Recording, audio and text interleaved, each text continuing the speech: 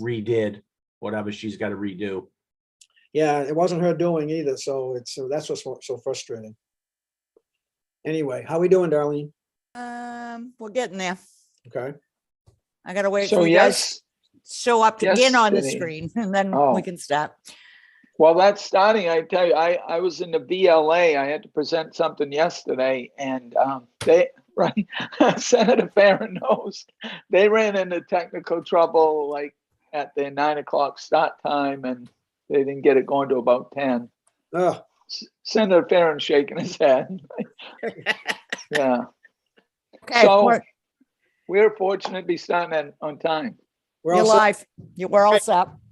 Good afternoon, everybody. Welcome to the Committee on Transportation.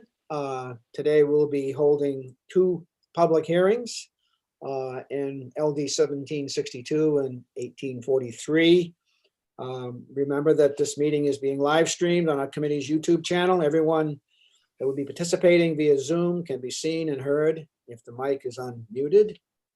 We'll introduce ourselves to everyone, and then we will proceed as the day dictates. So we'll start. Is Representative Seaver with us? He is not. We'll go, and Representative O'Connell is going to be a little late, as is Representative Martin. So we'll go right to Representative Bruce White. Good afternoon. Hi, thank you. Yes, Representative Bruce White from Waterville, District 109, and I represent about half of Waterville. Glad to be here. Thank you, Representative. Representative Mark Bryant from Wyndham. Representative Thank you, Bryant. Mr. Chair. I'm Mark Ryan from Wyndham. I represent House District 24, which is part of the town of Wyndham. Welcome all. Thank you. Representative Wayne Perry.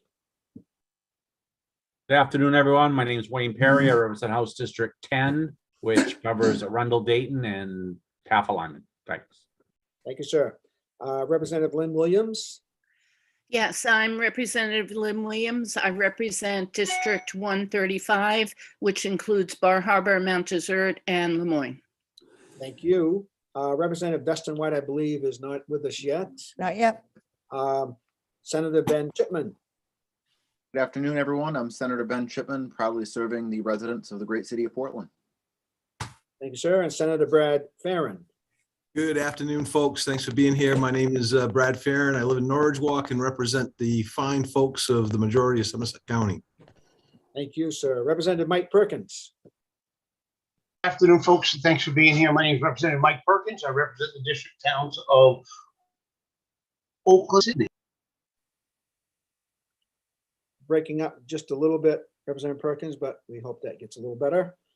Want me to try it again? Yeah, why don't you do it again? Well, good afternoon, ladies. Thank you for being here. My name is Representative Mike Perkins. I represent the great towns of Oakland and Sydney. Thank you, sir. And House Chair, Representative Danny Martin. Good afternoon, Good Representative. afternoon, Mr. Chair. Thank you, Mr. Chair. Danny Martin, House 150, located in northern Worcester County. Thank you, sir. And I'm Senator Bill Diamond, from District 26. I live in the town of Wyndham with Mark Bryant, Representative Bryant. So thank you, everybody. Introduce our analysts, Sam Prower and Julia McDonald, and of course, our clerk, Darlene Simoneau. Today we'll be hearing the sponsors of each of these bills and then the co-sponsors, if they're here, and any from the public. First of all, be those who are speaking as proponents, then those who speak as opponents, then those who are speaking neither for nor against. We ask everybody to state your name and residence, and organization, if any. And we will proceed, remembering that this can be heard over the legislature's audio broadcast system. So we will now open up the first public hearing on LD 1762, and that is an act to amend the law regarding expiration of disability plates and placards and fees for recycler licenses, presented by Representative Evans of Dover Foxcroft. Good afternoon, Representative Evans. You need to unmute. Got to take your mute off. There we go. There you go. Okay. Good afternoon. and Happy New Year. Senator Diamond, Representative Martin, and members of the Joint Standing Committee on Transportation. My name is Dr. Richard Evans, and I represent District 120, which includes the towns of Atkinson, Brownville, Dover Foxcroft, Lakeview, Medford, Milo, and Honorville Township. Thank you for the opportunity to come before you today to present LD 1762, an act to amend the law regarding expiration of disability plates and placards and fees for recycler licenses. I reached out to the Secretary of State with an interest of supporting seniors in my rural communities. I know that transportation in areas of the state like mine are huge challenges for people with disabilities, both for those who are still driving and need placards, and for those who can no longer drive but still require transportation. The Secretary of State responded with this common sense recommendation to allow a disability plate or placard to be issued for up to 6 years, which will be more convenient for the person with a disability. We all know how critical reliable transportation is to our daily lives, especially in a state like Maine. It is imperative that we take care of these members of our communities and do what we can to ensure they can move freely and independently. The second provision in this bill is a request from the Bureau of Motor Vehicles and makes Title 29A, Section 1105 consistent with an amendment that was made last year to Section 852, so that there will be no conflict in our laws. The Bureau of Motor Vehicles can speak to this housekeeping measure. With this introduction of LD 1762, I thank you for your time and for your patience. I am happy to answer any questions the committee may have or defer to the Secretary of State and Bureau of Motor Vehicles to provide additional information. And with that, I yield back to the chair. Thank you very much, Representative Evans. We're pleased you could be with us today. Are there questions from the committee? Seeing none. Thank you, sir. Thank you. There are no co-sponsors that have asked to speak. We'll now invite Kathy Curtis, Deputy Secretary of State. So glad to see you again, Representative Curtis. Excuse me, Kathy Curtis. Thank you for being with us. Good afternoon, Senator Diamond, Representative Martin, and members of the Joint Standing Committee on Transportation. My name is Kathy Curtis. I'm the Deputy Secretary of State for the Bureau of Motor Vehicles, and I'm a resident of Winthrop. Thank you for the opportunity to testify before you today in favor of LD 1762, an act to amend the laws regarding expiration of disability plates and placards and fees for recycler licenses. This bill consists of 2 amendments proposed by our department. Section 1 of the bill removes the requirement for disability plates or placards issued to a person with a permanent disability to expire with the applicant's driver's license or non-driver identification card.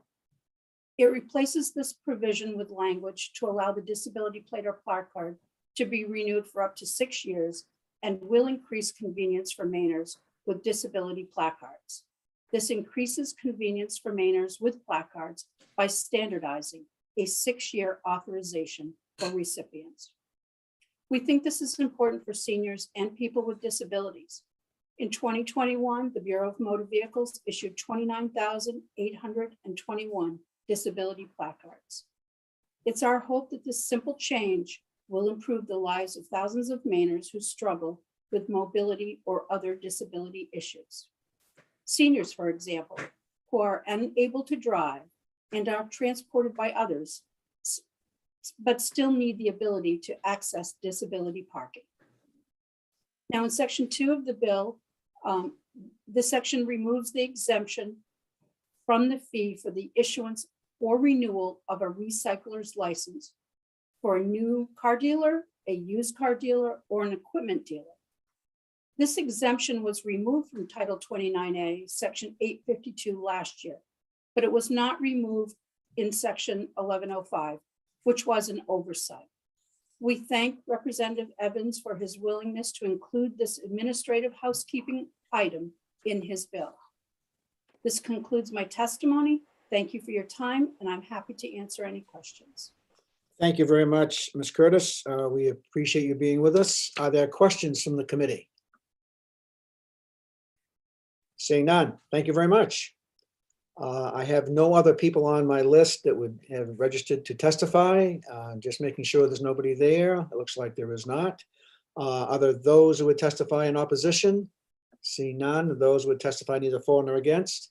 Seeing none, we'll close the public hearing on LD 1762.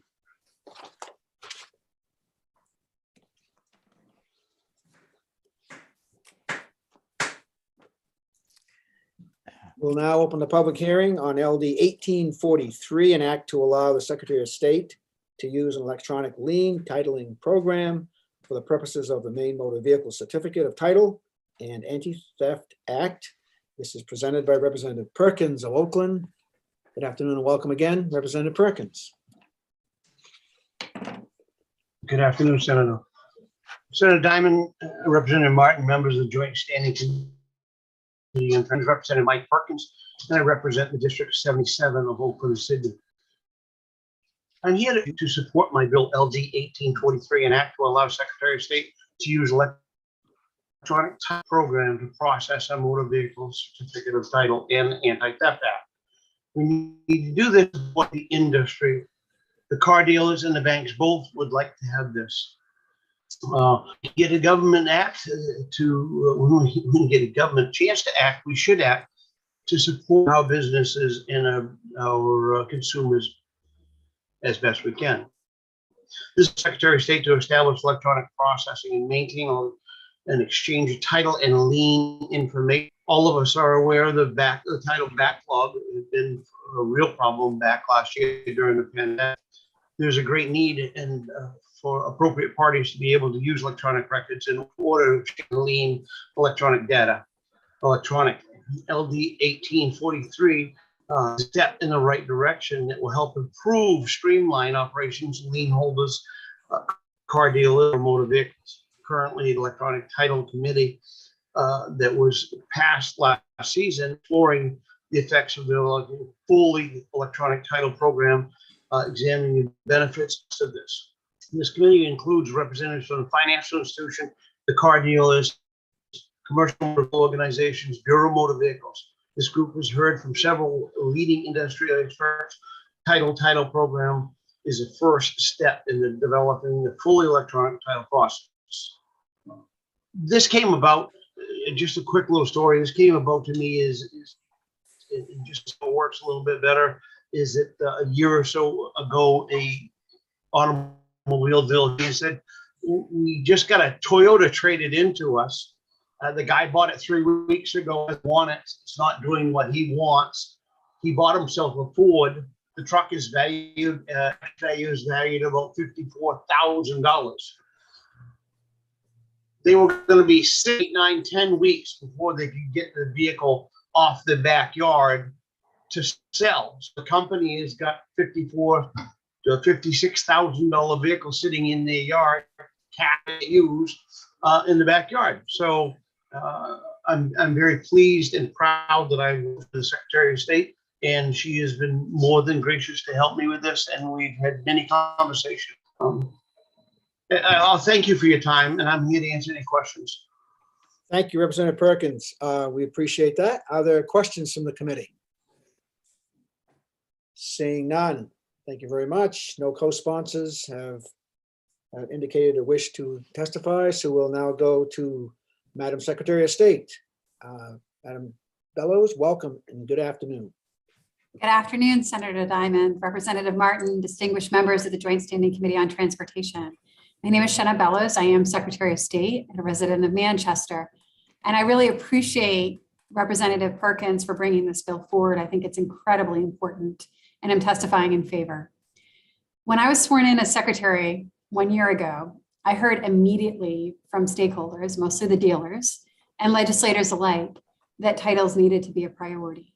The titles backlog on January 1st, 2021 was 78,000, and Representative Perkins has articulated what that meant.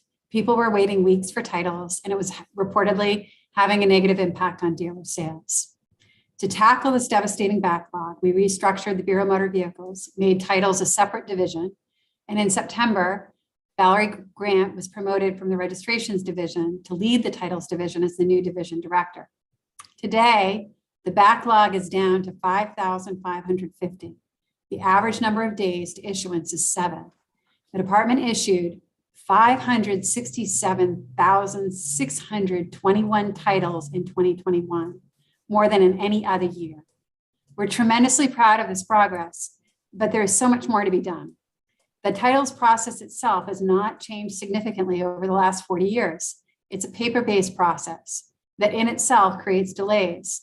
We need to modernize. Last spring, this committee supported the formation of the Electronic Title Working Group. I believe that was Representative White's bill, and thank you.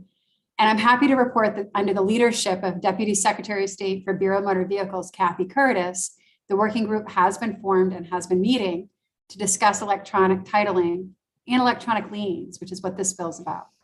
Deputy Curtis has significant experience in this area, having led a national e-titling working group when she was at the American Association of Motor Vehicle Administrators, AMVA, prior to returning to head the BMV last March. Maine's e-titling working group has heard presentations from AMVA, as well as some of the major companies who provide electronic registration and titling solutions in other states. One of the initial findings presented by AMVA is that electronic liens are an achievable and important first step in an electronic titling system. I've placed the definitions in my testimony here to differentiate between electronic titling and what's called ELT, electronic lien and title. Basically, a fully electronic paperless title system would include several components, including but not limited to the application, ownership, transfer, odometer disclosure, addition and release of liens, identity authentication, the National Motor Vehicle Title Information System, NMVIDIS, and any other systems necessary to record the identity, ownership, lien, and sale of vehicles intrastate and interstate.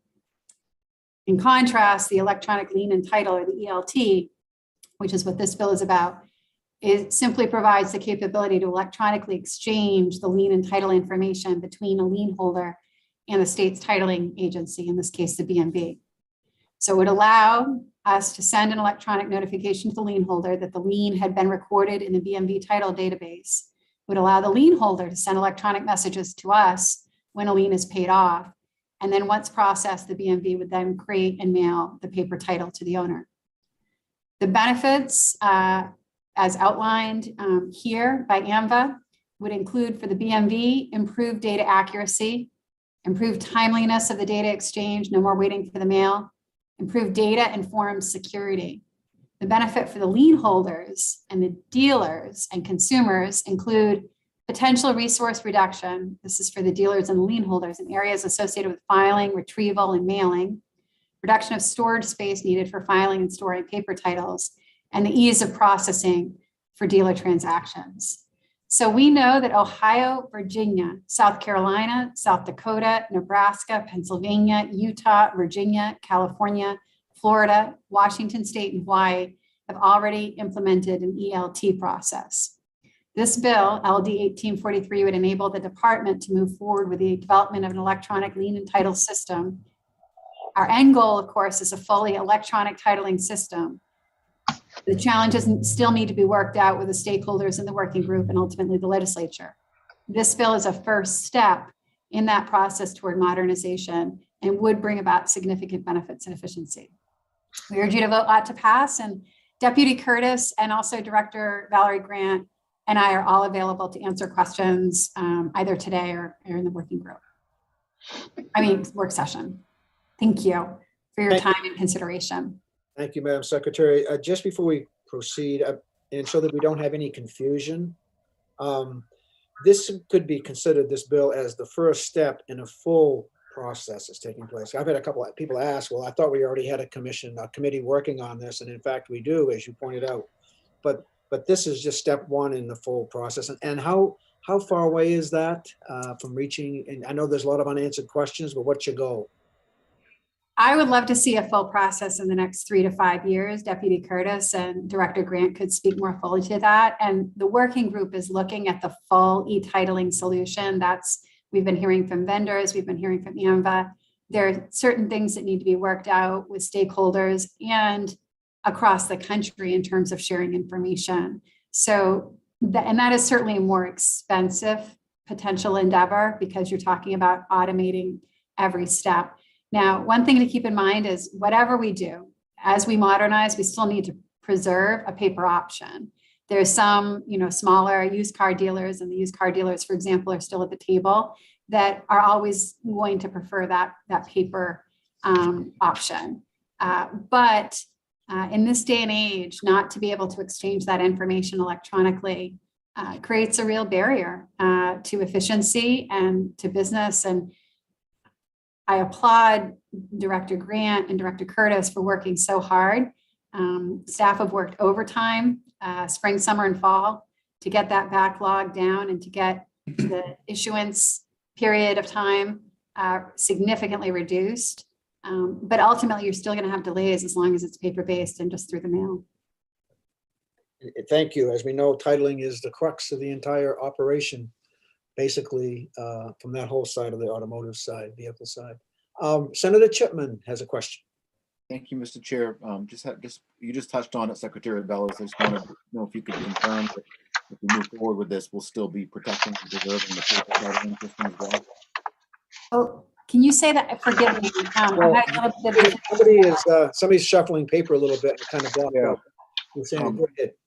So I just wanted to know, you just kind of touched on it, but I want to know if you could confirm that if we move forward with this, we'll still be preserving and protecting the paper titling system as well. So that won't be eliminated or go away in the future. Yes, absolutely. We think it's important to maintain the paper option for people who will not want to move forward with electronic lien and title. And I think even as we modernize every element of what we do, that always needs to be an option. Just like today, you can renew your license online. My husband did so on his birthday this week, but you can also go walk right into a BMV branch. Thank you. Thank you, Representative Williams. Thank you, Mr. Chair. Just one thing, Secretary Bellows, that I want to pass along, not a question. Municipalities like my own that do not have their own BMV building, agency there, cannot do everything that Ellsworth can do, for example. And so they are grateful that this process is moving along. Oh, good. And our municipal partners are so incredibly important, especially in the more rural areas. Thank you for that feedback. Thank you. Other questions from the committee? Seeing none. Secretary Bellows, thank you again for your testimony. We look forward to having you with us at workshop. So just in case any questions come up, that would be helpful. Thank you. Thank you. Next on our list of those who would like to testify in favor is Mr. Tim Doyle, Maine Motor Transport Association. Good afternoon, Mr. Doyle. Haven't seen you for a while. Nice to have you with us. Good afternoon, Senator Diamond. I was having trouble unmuting myself. Yeah, we saw that. Senator Diamond, Representative Martin, members of the committee. First of all, it's good to see you. I wish we could be there in person and miss those days. I thought I would take the opportunity to testify on this bill just to say hello and let you know we survived the winter. It's good to see you all. My name is Tim Doyle. I'm the Vice President of Maine Motor Transport Association. The association is comprised of over 1,600 member companies whose 33,000 employees make their living in the trucking industry. I am here today to testify in support of the bill. We've been working collaboratively with the Secretary of State's office and other stakeholders on this bill since the working committee to study electronic titling was created. Electronic titling is long overdue, and when implemented, will greatly enhance the accuracy, security, and efficiency of titling. I won't attempt to describe all this bill does. It is a good first step. But as an aside, it always, I find it humorous when we hire a new employee to work on titling and registrations, and I have to explain to them what a typewriter is, because that's how we process these things. So again, I won't go into what the bill does.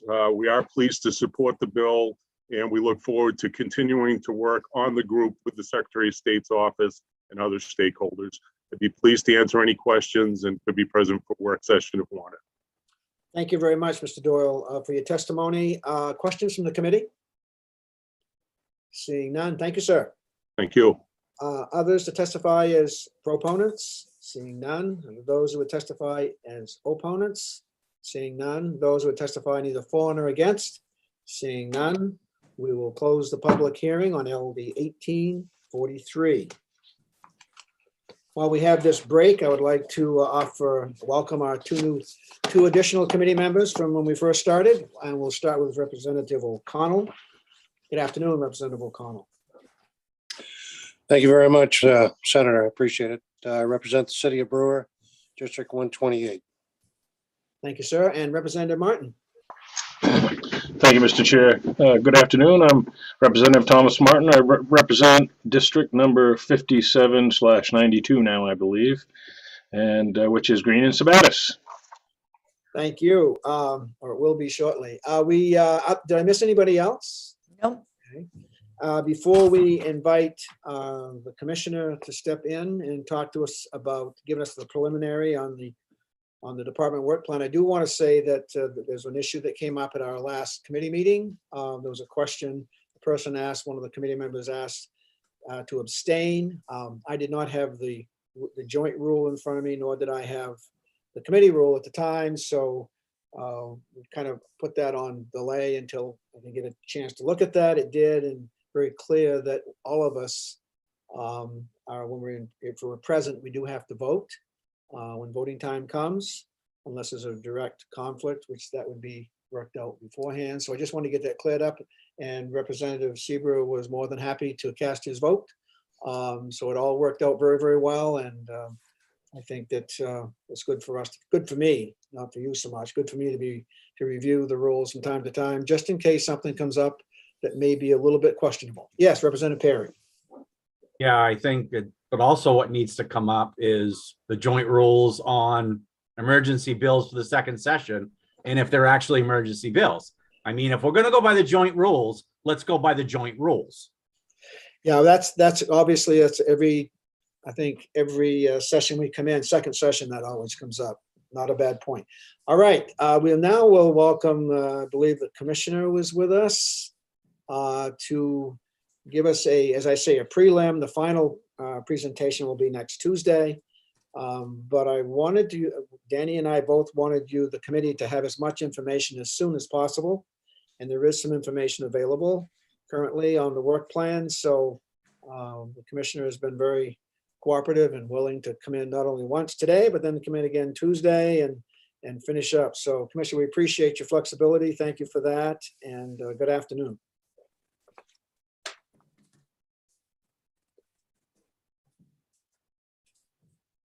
Commissioner, you're on mute, just in case you forgot. It probably sounded better the way, on mute, but okay, I'll as the chairman pointed out, our work plan, as is traditional, will be published. It's always published in January. January 18th is the day target this year. The chair asked that I come and provide kind of an overview, which I love coming to this committee as many times as possible and talking about our work plan and what we deliver and what the 1,700 dedicated people here at DOT do for the people in Maine every year. So I appreciate the opportunity.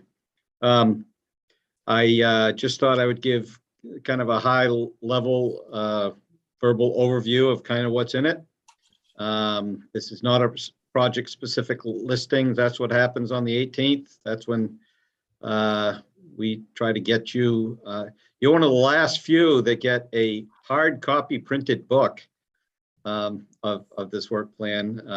The big deal is posting it online in a map searchable, interactive map process, so people can type in, where they live in their municipality, see what's going on around them. So this year's work plan, the process of assembling it is always kind of funny, by the way. You start with making your estimates on funding, then you drill down into individual projects, right? And then it's the process of rolling them all up and given the high level information that I'm about to give you. This work plan has 2,316 individual work items that over this is over a 3-year period. This is a 3-year calendar year work plan. That's important. That totals $3.17 billion. If you had, on Tuesday, when I gave kind of that sources of funds overview, you'd see that that was, about $1 billion. This is 3 years, it's $3 billion. That includes all work, everything the department does, including my salary, Nina next door, Megan, everybody's, and all the plow driving, all the planning activities, all the administrative work, as well as the capital projects that tend to be the focus of what people are interested in. So that gives you that kind of big picture of all the work items. The highway and bridge portion, for capital portion, includes a lot of individual projects, including 235 bridge projects with an estimated cost of over $630 million. 115 miles of highway reconstruction and rehabilitation at an estimated cost of $155 million. I pause on that one because that sounds like a big number, and it is. By the way, our numbers are big by the nature of what we do. They're significant sums. But we have 8,800 miles to take care of statewide, and that's only the state jurisdiction. People on the, committee members know that there's 23,000 public road miles in the state, and DOT focuses on only 8,800 of them. They tend to carry the vast majority of the traffic, by the way. So it's good assignment of roles and responsibilities. But when you do 115 miles over 3 years at 8,800, it's not like you're out there rebuilding the world. It's pretty targeted work. Instead of reconstructing whole miles of corridors, we do focus on what we call highway safety and spot improvements. It's a smaller thing, usually smaller in linear scale, and we had 353 highway and safety spot improvements with a very significant sum of $237 million. Those can vary, by the way, from a wigwag light that could cost $50,000, blinking light at an intersection, to a multi-million-dollar intersection job. So it's still a spot, but it's a very significant program for us. Also on the highway side, of course, just taking care of what we have is the bulk of what we do.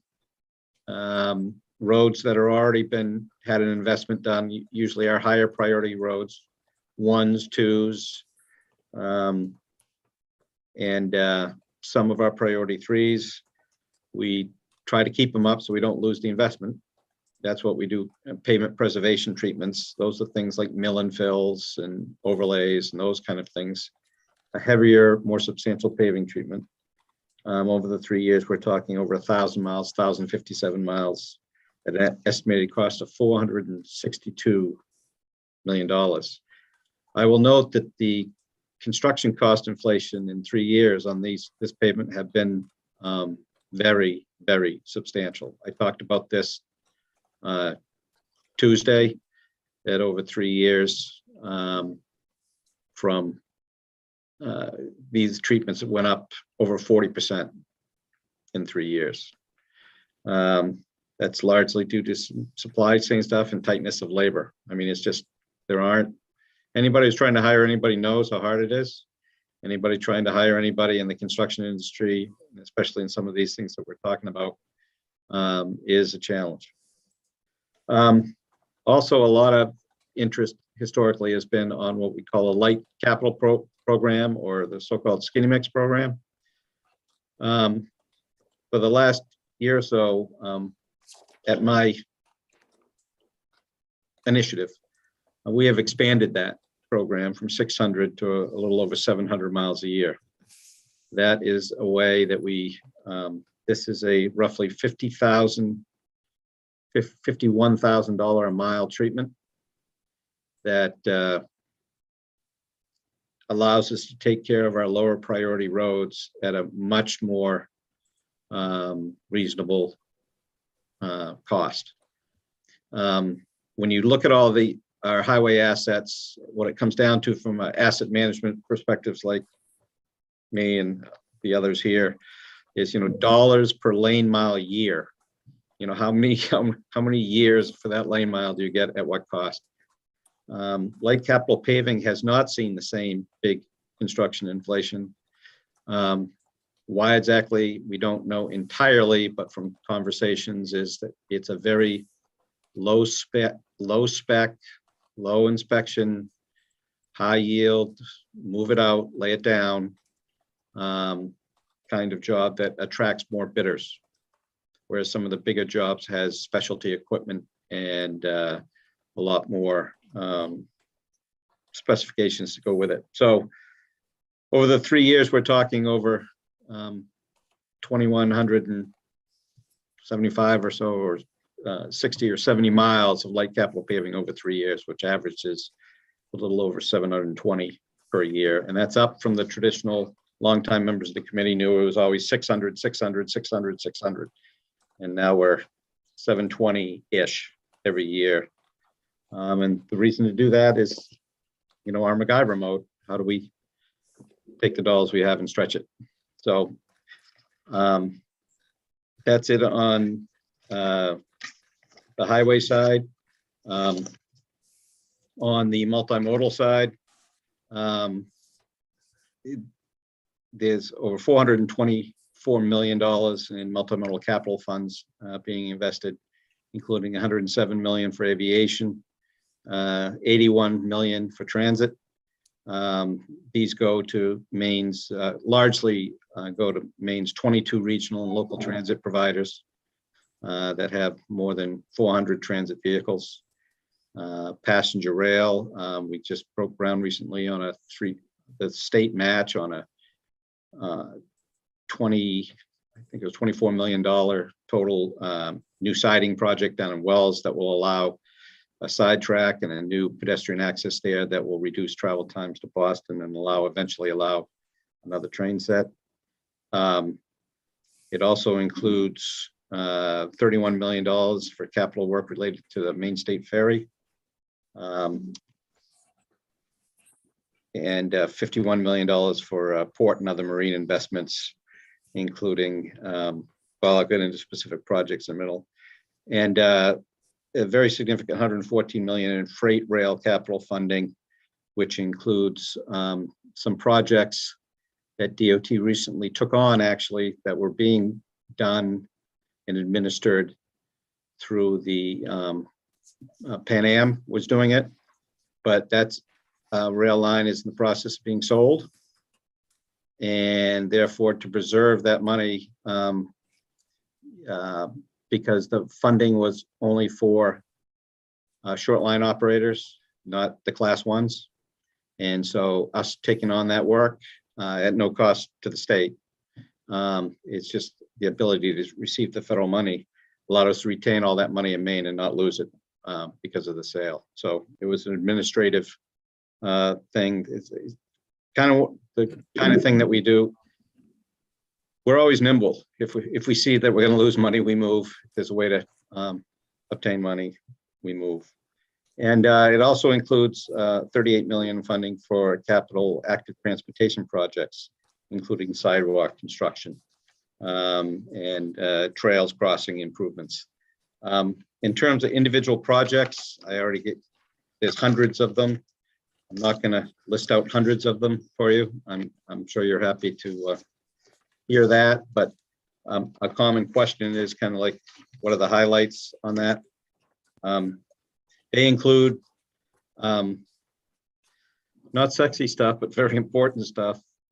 15 rural bridge decks off mostly on the interstate, way up in Benedicta, Howland, the Bangor area. That was partially funded by about 45 million in federal grant money. That will be an ongoing theme. We do everything we can to leverage federal grant funds. If you're in the Waterville and Winslow area, which I know some of you are, the Taconic Bridge at 47 million is in this work plan. A project that's long in coming that we're very excited about is a $30 million Acadia Gateway Center in Trenton, which will allow visitors to come and stop there before they get down into the park. And it provides some real opportunities for us to think about bus fleets and electrification and other things once we have that there. So that's been a long time coming. It also includes funding for the Frankwood Jet Bridge between Brunswick and Topsom. You may have heard about that occasionally in the news. It's been the subject of a long and ongoing discussion. We are intending to deliver that bridge replacement project this year. In fact, this spring, go out to advertise. We have permits in hand and we'll be all ready to go. There's still a little bit of legal process to go through in an existing lawsuit. We are very much in hopes that the few people, the relatively small group known as the Friends.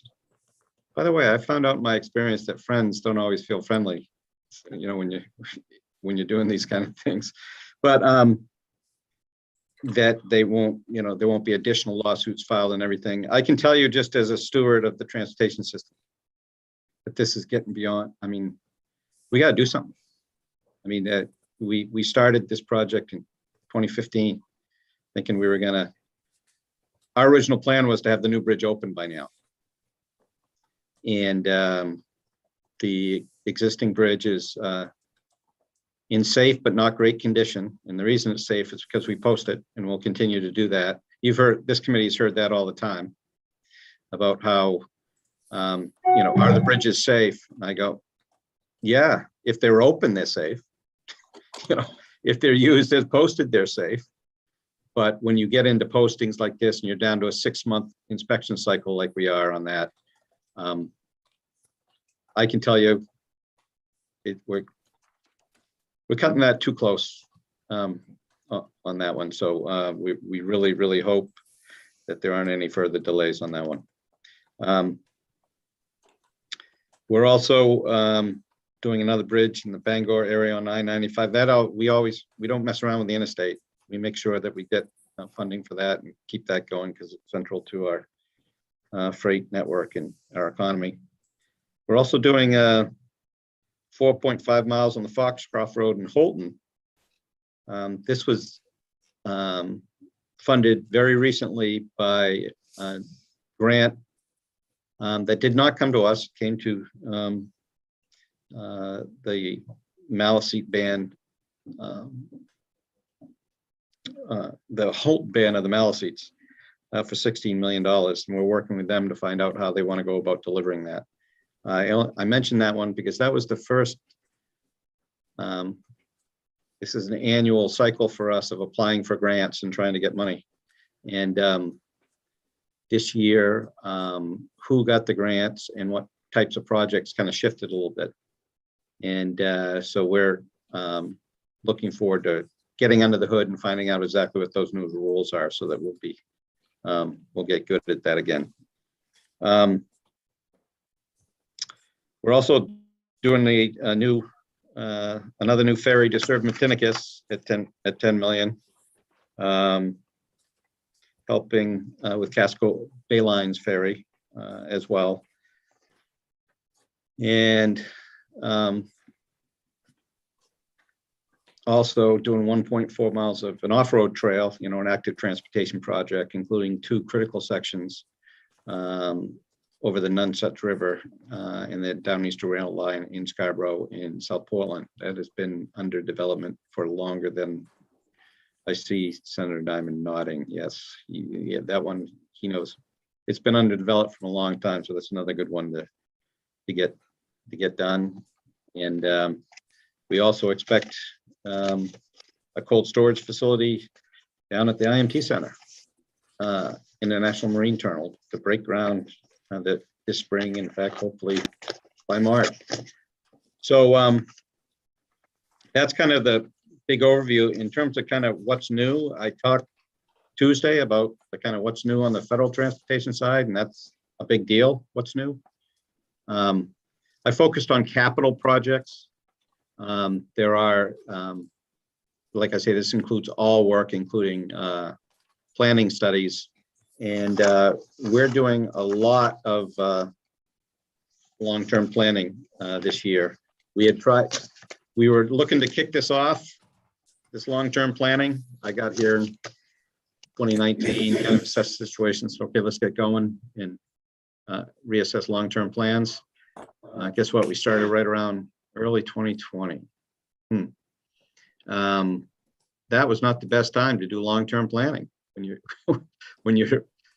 in the midst of just trying to hold things together and fill revenue holes that we lived through together. So, but we have gotten past that, and we're doing a lot of long-term planning, including a long-range plan, an update to a strategic transit plan, an update to our rail plan, and our first ever active transportation plan, all to be rolled up into a long-term plan, all of which should be done by the end of this year. Within that are more specific plans that some committee members asked for, LA study and Bangor transit propensity study. So those are, I mentioned those because those kind of represent what a potential future could be. Whereas what I just talked about was, what are we doing right now? What are we constructing right now? So the only other thing that I would mention is that we are standing up this year a fourth community-based partnership initiative. We've had some before. A lot of you may have heard of the Municipal Partnership Initiative, which is for projects that are about 1.25 million, where we act more like just a bank and the locals do stuff. It's voluntary. All of these are voluntary. It's been very successful. We use state money for that to not have all the federal process and strings for the localities. We also have had for years a smaller planning partnership initiative program, so that if someone wants to, start visioning or figuring out where they want to go, it's much smaller dollars, but sometimes they can be initial seed money that's very important to help shape the vision. We've also had a business partnership initiative, which is a combined with an affected business, municipality and us, where we get stuff done. These are all programs that allow municipalities that are looking to do something kind of outside our core of rural mobility, which, let's face it, that's what DOT has spent the bulk of its money on, right? 45 miles an hour and up. And once you get outside the compacts, making sure you can get there from here. We are adding a fourth one this year called the Village Partnership Initiative, which is intended to get into those lower speed areas. The transitions into them. And it is not intended to have a whole bunch of boundaries other than that there's municipal support. None of these are, we know that we can't show up to any community statewide and say, hi, we're from DOT, we're here to help. Here's what your village should look like. That is not a good meaning. And instead, we are coming up with a phased process where if, the municipal government and the administration wants to do something, I'm telling you, this could be as small as a crossroads in a small town. Anything that's pedestrian scale, where walkability and, parking and all those kind of things come up, we're looking to invest in those areas. And we're looking to do that with some of the discretionary grant money that I spoke about Tuesday. That way, we're not taking away from our core rural mobility. You can get there from here, Mission. But we are trying to work with municipalities to invest in these iconic New England villages. That's what makes us special up here. And this is something that by using available federal money that's kind of designated for that kind of stuff, it allows every municipality that wants to do some planning, get a shared vision, and then depending on the size, we might fund it with state money, more like a traditional municipal partnership initiative. But if it gets real big, which these things do, by the way, I talked about rural cost per mile for reconstruction being in the $3 to $5 million range. That's generally rural ditch section, no storm drain, no curb, sidewalk, all that kind of stuff. I won't even hazard a guess as to what the cost per mile of these in-town projects are. I think of them more as per village kind of thing, but they're going to be several multiples double what I just talked about by the time you get everything fixed, which means they are priced out of the reach of most municipalities. And that's why federal funding through sources that became available or that we intend, that we hope from the bill that was just passed, that's one of the places we're looking to invest, and that's new. And we're about soon after we present this to you, we'll be sending stuff out to MMA and municipalities to make them aware of it, because that's new. If we don't get special federal funding through discretionary grants, I can tell you it's not going to go too good. That it won't go well, but we have to do enough visioning and planning and design to be able to apply for those. And so we'll break it up in phases like that and work with them. The cost share varies by municipality, but it's a low of 50% DOT to a high of 70%, depending on, the tax base of the town and that kind of stuff. And so we're excited about that because we've had some successes doing things that in kind of a one-off nature. People have driven around and just seen what we've done. If you drive up 302 and go through Naples, then go through Bridgeton, and then go all the way to Freiburg, you can get a feel of what a village project is like. It is potentially once in a while, it changes, it slows down traffic, it makes it better for walkability, which is, to me, is appropriate when the speed limit's slow, right? You should be going slow when it's slow. When you get to the outskirts and you transition up to speed again, it's a whole different thing. So, and more closer around here, if you look at Hollowell, that was not an easy lift to get that done. A little further north, we did Belgrade. We're in Kingfield now. So we've done these without a formal initiative. And we've just realized the economic and quality of life benefits of them. So we're just kind of making it more formal and seeing if we can help more municipalities, give their town a facelift and decide what they want. So that's what's in terms of new. And again, by Tuesday, we'll have books for you, and the legislature as a whole will get. They just get a little card that says, "Here's the website." But Transportation Committee gets a book if you want it.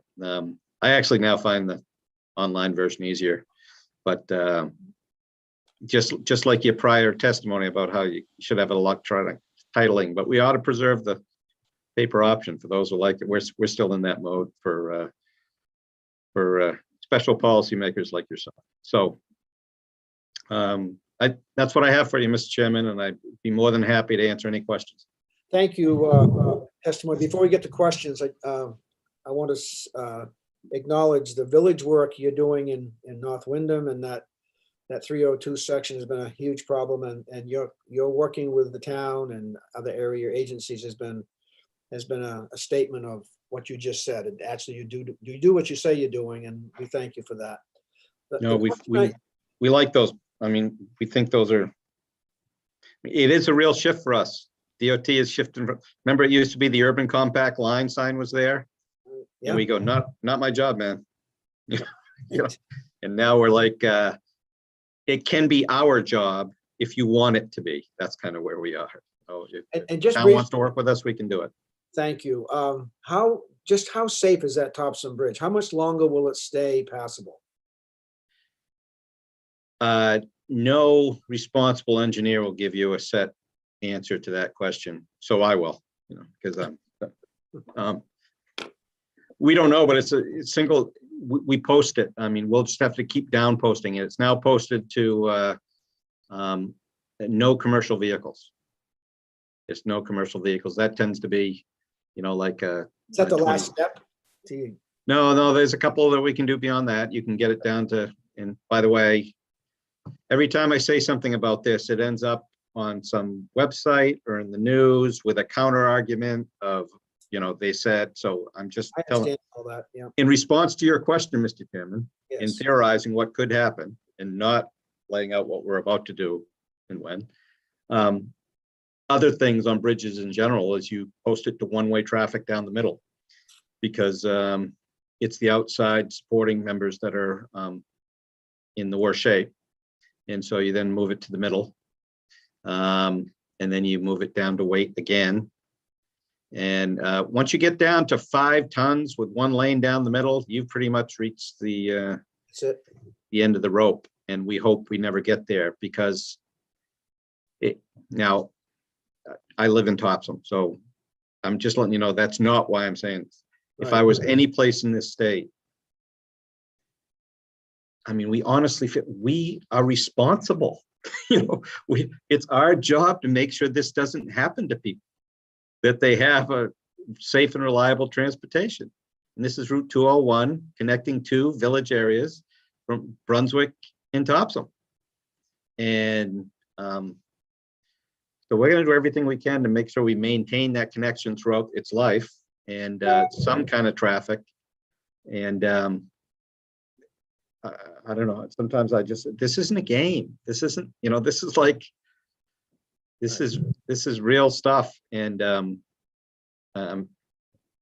if we don't get moving on this, I almost feel like, you know, tattoo a L on loser. I mean, it's like, you didn't do your job.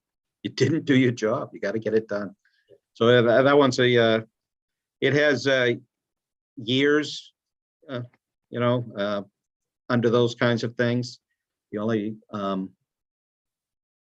years left, but every time you talk to a structural bridge engineer when the bridge is at the end of its useful life, like this one is, they say deterioration can accelerate quickly and unexpectedly.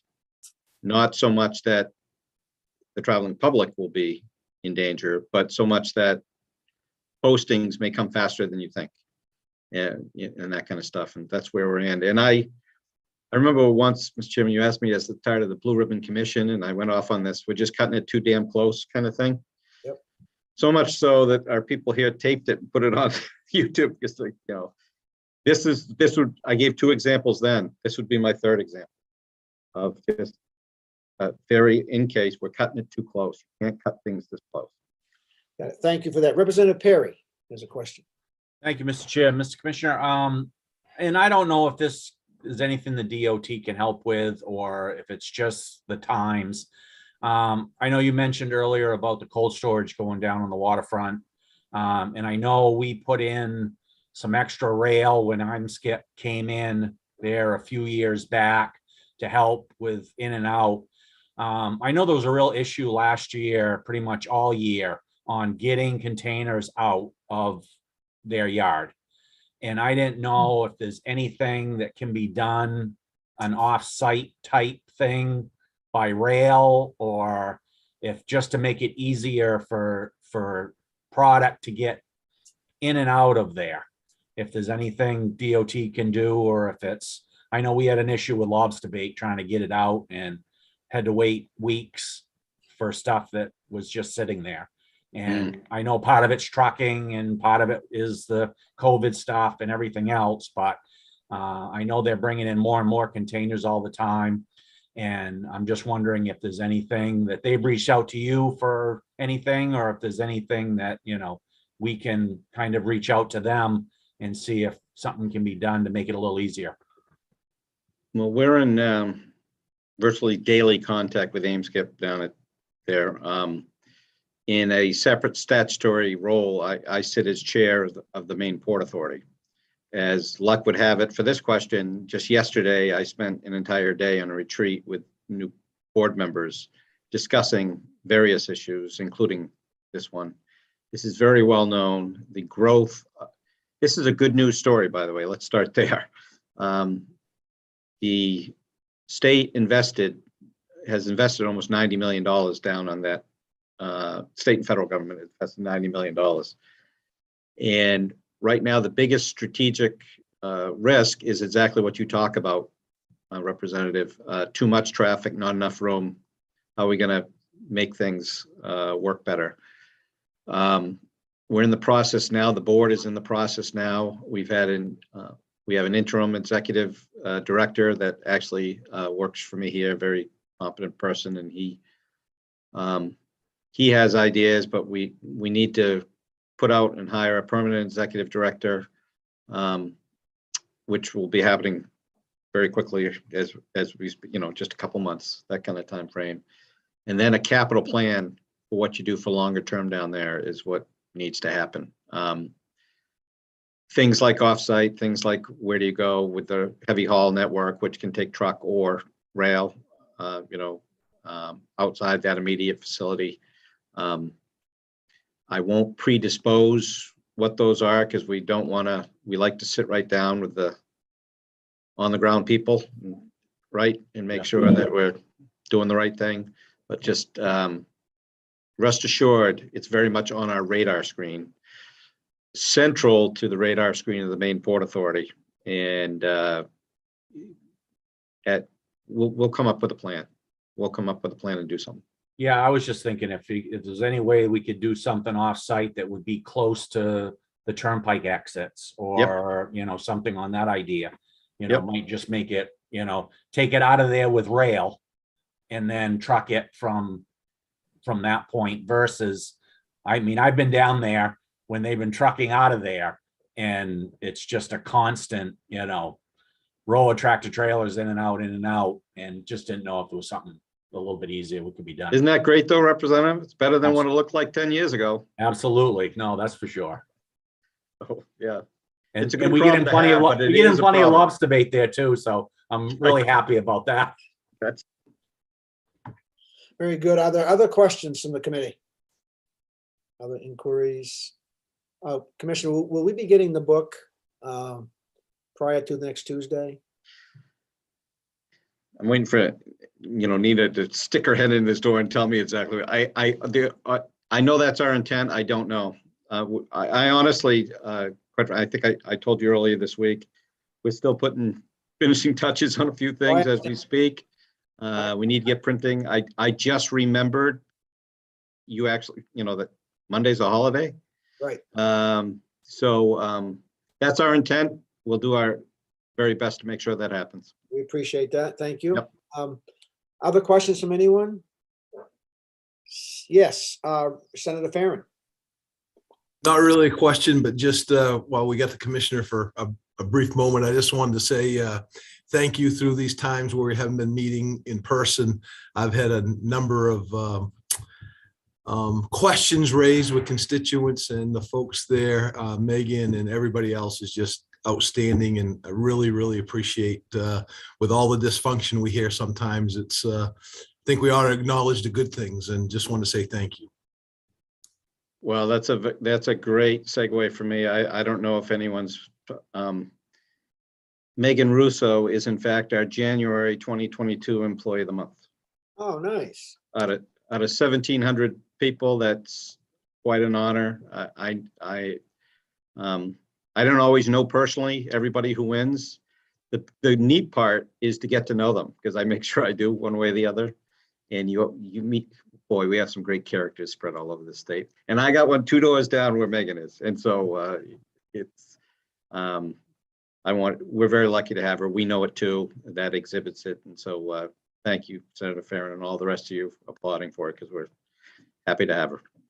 Megan gives the same energy and devotion to every question, no matter who it comes from, which legislator it comes from, and that's noticed. So we really appreciate that. Oh, she does. By the way, I know who she's working for when she gets questions. She dogs me like, need this now, need this now. And I got a couple things to do. Need this now. Yeah. No, she's really good. We appreciate her. Yeah. Other questions from the committee? Anybody? Seeing none, thank you, Commissioner, again. I know you were planning on next Tuesday, but I really wanted to give some kind of intro and get something going for all the members of the committee. And I appreciate your flexibility. Sure. Like I say, when I get this is show off time about the people I get to work with here. So anytime you want to talk about this kind of stuff, I'll be there for you. Thank you very much. Thanks Yep. again. Before we leave, Sam, anything we have from your side that you would like to share with the committee? I don't have anything for you at the moment. Okay, next Tuesday is going to be, we have a couple reports presented, catalytic converter and inspections, I believe. Correct. Plus we have a public hearing. Mr. House Chair, Representative Martin, anything that you would like to add in? No, I just like to follow up with Senator Varen's comment and thank the commissioner for his outstanding presentation and for your outstanding leadership, Mr. Chair. Great work. Oh, thank you. It's a good committee. Proud to be part of everybody here. So, all right, I think that does it. Wait a minute. We have Representative Bryant. Sorry, I almost missed you, Representative Bryant. Yeah, thank you. I just wanted to say that, it's Senator Farren's desk. He showed the paperwork there. I think that's going viral. And I applaud him for letting him know and let the other people know how we work. Thank you. Paper, still paper. I'm just telling you. Nice catch, Representative Bryant. All right, thank you all very much, and we'll see you Tuesday. Again, we have one public hearing on Tuesday, and we have two reports, catalytic converter and motor vehicle inspections, and then we'll hear the final work plan report from the commissioner. So Tuesday will be a big day, and we look forward to seeing you all then. Have a safe weekend, and talk to you then. See ya. Thank you. Yeah.